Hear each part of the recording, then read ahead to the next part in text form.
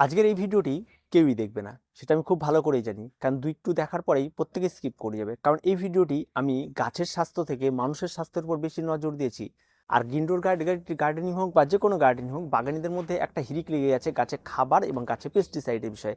এটা স্প্রে করলে গাছ খুব ভালো হয়, এই সমস্ত দেখতে দেখতে তাদের ব্রেনটা পুরোপুরি ওয়াশ হয়ে গেছে।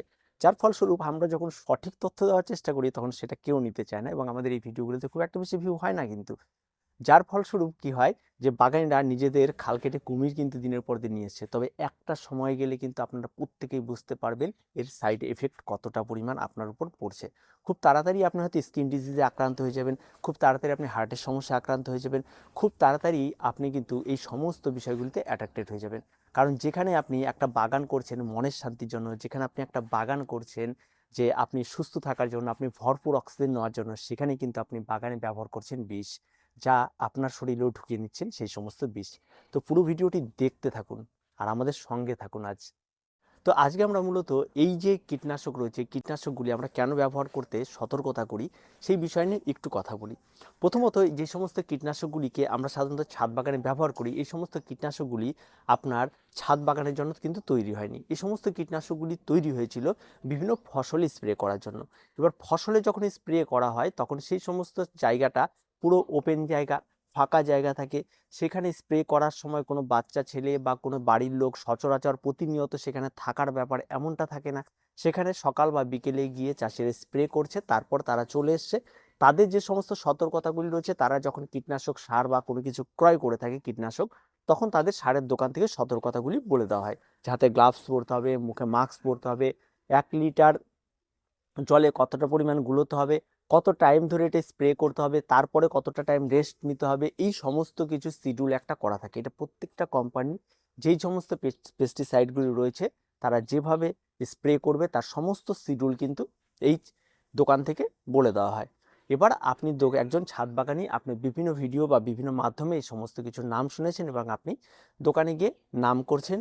এবার দোকানদাররা কিন্তু একটা কথা সবার প্রথমেই বলে আপনাকে নেওয়ার সময়, যে আপনি কোন ফসলে ব্যবহার করবেন। তখন কি আমরা বলি ফসলের নাম আমরা গাছে ব্যবহার করবো, তখন আমরা কোনো একটা গাছে ব্যবহার করব। তো যাই হোক, তখন কিন্তু তারা সেই সতর্কতাটা আর বলে না, বা আমরা যারা বাগানে রয়েছে তারা আগে থেকে অনেক বেশি জানি, তখন কিন্তু সেই বিষয়টা সম্পর্কে আর জানার চেষ্টা করি না, নিয়ে চলে আসি ছাদ বাগানে ব্যবহার করার জন্য এবং কন্টিনিউ সেটা ব্যবহার করি। প্রথম, এই যে ফাঁকা জায়গাটি স্প্রে করলে বায়ু চলাচল প্রচুর পরিমাণে হয়, যার ফলস্বরূপ সেখান থেকে অনেকটা দূরে এরা চলে যায় এবং অনেকটা টাইম পায়, যে জিনিসগুলো ডিস্ট্রয় হতে পারে। যখন আমরা ছাদ বাগানে ব্যবহার করি তখন আমার ছাদে যখন স্প্রে হয় তখন পাশে বা ছাদের থেকে নিচেই ছোট ছোট দানাগুলি নিচে পড়ে যায়, বায়ুর মাধ্যমে হাওয়াতে উড়ে আশেপাশে বাড়িতে চলে যায়। এই সমস্ত জায়গায় ছোট ছোট দানা যেখানে থাকে বাচ্চারা, পোষ্যরা, সেটা একদিন এফেক্টেড না হলেও একটা লং টার্মে পরে গিয়ে কিন্তু তারা এফেক্টেড হয় এই সমস্ত পেস্টিসাইড বা কীটনাশকের। দুই, যেই স্প্রে করছে সে মনে করছে আরে আমি তো 1 বোতল স্প্রে করবো না, আমি তো মাত্র কয়েক এমএল 2 এমএল স্প্রে করবো, 1 লিটার জল 2 এমএল হলে আমার বাগানে স্প্রে করায়। সে অনায়াসেই কোনো রকম কোনো রেস্ট্রিকশন মানছে না, মুখে কোনো রকম মাস্ক ব্যবহার করে না, হাতে কোনো রকম গ্লাভস ব্যবহার করছে, সে অনায়াসেই স্প্রে করছে। স্প্রে করার ফলে এই যে ছোট ছোট জল কণাগুলি রয়েছে স্প্রে, সেগুলি আমাদের অনায়াসেই শ্বাস প্রশ্বাসের মাধ্যমে ভেতরে প্রবেশ করে ইজিলি, খুব ইজিলি এটা প্রবেশ করে, যেটা চোখেও পড়ে না। তার সঙ্গে সঙ্গে হাতের মধ্যে লেগে থাকে, সেগুলি ঠিকঠাক করে হ্যান্ড ওয়াশ অনেকে করে না, তার পরবর্তী জল দিয়ে ধুয়ে ফেলা হয়, এটা আমাদের শরীরে আবার প্রবেশ করে। এবার যখন আমরা স্প্রেটা করি তখন যদি সেই ছাদে চলাচল বাড়ির সমস্ত লোকের যদি কন্টিনিউ সেখানে যাতায়াত থাকে, তার বাকিদের মধ্যেও কিন্তু এটা ঢুকে যাবে বায়ুর মাধ্যমে, এবং পরে বাচ্চা বা পোষ্যরা থাকে তারা ভীষণভাবে এফেক্টেড হয়ে যায়। এখন বিষয় হচ্ছে কি এমন রয়েছে এর মধ্যে সেটা এফেক্টেড হয়। এই সমস্ত পেস্টিসাইডগুলির মধ্যে যেটা থাকে সেটা ক্যাডমিয়াম থাকে প্রচুর পরিমাণে, এবং যে সমস্ত পেস্টিসাইডগুলি ব্যবহার করা হয় সে সমস্ত পেস্টিসাইডগুলির মধ্যে প্রচুর দূষিত, যেমন ডিডিটির মতো প্রচুর দূষিত পদার্থ, যেগুলি সাধারণত মানুষদের জন্য ভীষণ ক্ষতিকারক, সেগুলি ব্যবহার করা হয়ে থাকে, যা আমাদের ছাদ বাগানে এগুলি ব্যবহার করার কোনো প্রয়োজন নেই। ছাদ বাগানটা আমরা কেন করি, যেই জায়গাটা আমরা সবসময় বলি ছাদ বাগানিরা, যে আমাদের একদম ফ্রেশ বায়ু আমাদের চাই, প্রচুর পরিমাণে অক্সিজেন আমরা চাই, সেই অক্সিজেনের সঙ্গে যদি আপনার শরীরে বিষ নেওয়ার ব্যবস্থাটা আপনি করে ফেলেন, তাহলে কিন্তু আপনি বিষ নিচ্ছেন, তাতে কোনো লাভ নেই। তাই সেই জায়গাটা থেকে এই পেস্টিসাইড এবং অ্যান্টিফাঙ্গাল থেকে একটু নিজেকে দূরে রাখুন। তাই এই জায়গাটাতে এই দুটো জিনিস ভীষণ রকমভাবে কিন্তু এফেক্টেড। যতটা না এফেক্টেড রাসায়নিক সার গাছের গোড়ায় দিলে হয়, তার থেকে অনেক অনেক গুণ বেশি কিন্তু এফেক্টেড এই সমস্ত কীটনাশকগুলি ব্যবহার করা। তাই কীটনাশকগুলিতে একটু আমাদের দূরে থাকতে হবে। এখন বিষয় হচ্ছে বিকল্প হিসেবে আমরা কি ব্যবহার করবো। দেখুন, গাছের বেড়ে ওঠার জন্য যে জিনিসটার প্রয়োজন সেটা হচ্ছে খাবার। এটা যদি ঠিকঠাক থাকে আর একজন বাগানি যদি পরিচর্যা ঠিকঠাক থাকে, তাহলে পেস্টিসাইড বা অ্যান্টিফাঙ্গালের কোনো প্রয়োজন পড়ে না। পেস্টিসাইড এবং অ্যান্টিফাঙ্গাল গাছে অ্যাট্রাক্টেডটা এটা বুঝিয়ে দেয় যে আপনার গাছের ইমিউনিটি পাওয়ারটা অনেকটাই কম রয়েছে। পেস্টের আক্রমণ হতেই পারে, শুয়োপোকা একটা গাছকে মেরে ফেলবে না কখনো, বা কোনো একটা সাদা মাছি এসে আপনার গাছকে মেরে ফেলবে না কখনো, যদি আপনি ফার্স্ট স্টেজে বুঝে যান ব্যাপারটা। তাই সাধারণত সাদা মাছির আক্রমণটা আমাদের ইনডোর প্ল্যান্ট যারা করি তাদের ক্ষেত্রে কিন্তু হয় না। সাদা মাছির আক্রমণটা সাধারণত ফুল গাছ এবং ফল গাছ বা চাষের জমিতে বেশি হয়ে থাকে, সবজিতে বেশি হয়ে থাকে। সাধারণত ইনডোর প্ল্যান্টে খুব একটা বেশি কিন্তু এই সমস্ত সাদা মাছির আক্রমণটা ঘটে না। মিলিবাগ মোটামুটিভাবে ইনডোর প্ল্যান্টে খুবই কম, যদিও ধরে প্রথম স্টেজে কোনো রকম কোনো কিছুর প্রয়োজন পড়ে না। ফাঙ্গাল আক্রমণটা প্রচুর পরিমাণে হয়ে থাকে, তবে ফাঙ্গাল আক্রমণটাও আটকানো যায় যদি ঠিকঠাক পর্যায়ে আপনি গাছে জল দেন এবং বায়ু চলাচল ঠিকঠাক থাকে বাগানের মধ্যে, রোদ ঠিকঠাক পড়ে, তাহলে ফাঙ্গাল আক্রমণটাও ঘটে না। তো এই বিষয়গুলিকে আগে আপনাকে ঠিক করতে হবে, তাহলে দেখবেন আপনি আপনি বারবার করে পেস্টিসাইড এবং অ্যান্টিফাঙ্গাল ব্যবহার করবেন না।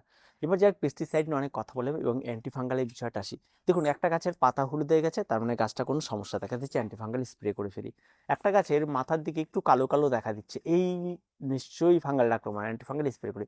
এই গাছের পাতাটা ধারের দিকে পুড়ে যাচ্ছে, এই অ্যান্টিফাঙ্গাল আক্রমণ স্প্রে করে দিচ্ছে। এই যে ঘন ঘন অ্যান্টিফাঙ্গাল স্প্রে করাটা, এটা একটা বাগানদের অভ্যাসে পরিণত হয়ে গেছে।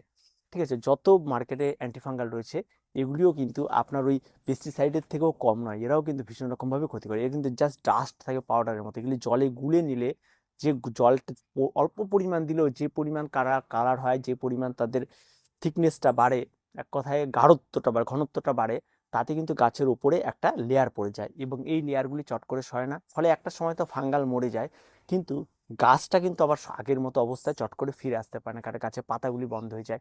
হয়তো দিতে বলে হয়তো সামান্য 1 গ্রাম, কিন্তু আমরা বাগানটা সেটাই ভালো কাজ করাতে হবে, তার জন্য 2 গ্রাম 3 গ্রাম যতটা পারো দিয়ে দাও। দিয়ে কেউ কেউ তো এমনও দেখেছি যে অ্যান্টিফাঙ্গাল গাছের গোড়াতে পেস্ট মানে পেন্ট করার মতো অবস্থা, গাছের পাতা সমস্ত কিছু পেন্ট করে দিচ্ছে। এই সমস্ত কিছু একদমই বন্ধ করুন, এই সমস্ত কিছু করবেন না। এগুলি আপনার গাছের জন্যও ক্ষতি, আপনার জন্যও ক্ষতি। গাছের গোড়া কাণ্ড যেটা রয়েছে, সেই কাণ্ডতেও সূর্যালোক লাগার ভীষণ প্রয়োজন রয়েছে, সেখানটায় যদি একদম লেপে দেন, তাহলে কিন্তু খুব একটা ভালো এইভাবে আপনি পারবেন না বাগান করতে, আপনার বাগানে অনেক খরচ হবে। তার সঙ্গে সঙ্গে কিন্তু এই পেস্টিসাইড এবং অ্যান্টিফাঙ্গালগুলি বর্তমানে এত পরিমাণ ব্যবহার বেড়ে গেছে ছাদ বাগানে, তার জন্য এর মার্কেট ভ্যালু কিন্তু প্রচুর দাম, প্রচুর। যেই জিনিসটার দাম হওয়া উচিত অন্তত 10 থেকে 15 টাকা, সেই জিনিসটার দাম কিন্তু 100 থেকে 150 টাকা হয়ে গেছে। তাই এই জায়গাগুলোকে আপনাদের ভালো করে বুঝতে হবে। যদি নিজের হেলথের কথা ভাবেন, যদি মনে হয় গার্ডেনিং একটা আপনার মনের শান্তি, মানসিক শান্তি এবং আপনি ভরপুর অক্সিজেন পেতে চান এই জায়গাটা থেকে, তাহলে আমি আপনাকে বলবো এই পেস্টিসাইড থেকে সম্পূর্ণ দূরে থাকুন।